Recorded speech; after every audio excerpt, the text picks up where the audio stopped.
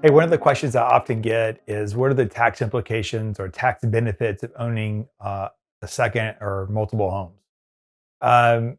First of all, a lot of people think that they're going to buy a second home, they're going to put it into a rental program like a vacation rental, and they can get tax write-offs to go against their W-2 income. It doesn't really work that way. The LLC or the entity that holds the rental property, all that kind of stays inside that property. So if you have W-2 income, let's say you made $300,000 a year, you're looking for tax credits. It's not going to come from owning the real estate itself. There is a significant benefit in buying a rental property or a second home that you maybe do a vacation rental, maybe use it personally sometimes, and that really comes from the fact that you have depreciation. So you write off the cost of the home over 27 years. That creates annual depreciation. And then when you rent it out, you get to deduct your mortgage interest if there is any. You get to deduct any improvements, operating costs of the house. All that gets deducted from the income. So very often the rental income is not greater than those deductions. Therefore, you're receiving income cash, but not really having to pay much tax on it. Now, if you sell the property, you're going to have to pay capital gains unless you move back into it for a couple of years. You could get out of it that way. You could do a 1031 exchange into another property. That'd be another way to get out of the capital gains.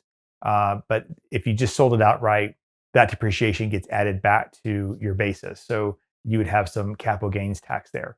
But owning a second home for a rental property through vacation or just a standard rental is a great way to build wealth because you're receiving that revenue fairly tax efficiently, if not tax free, and then you're also increasing hopefully the value of the home over time. So by doing that, you can generate wealth and build wealth that way.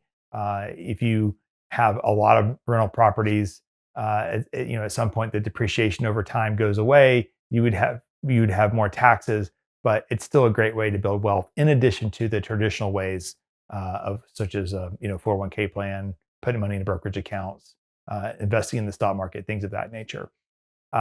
If you own a home as a second home and you're not putting in any kind of rental, there'd be no depreciation, but you still get to write off the interest from the loan, assuming it gets over your standard deduction. So it's not dollar for dollar, but there is some tax benefit to doing that.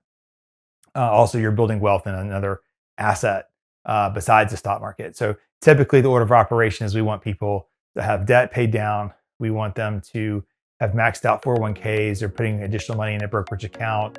We call that opportunity money typically. And then you can diversify further by investing in real estate properties beyond that. Hope that helps.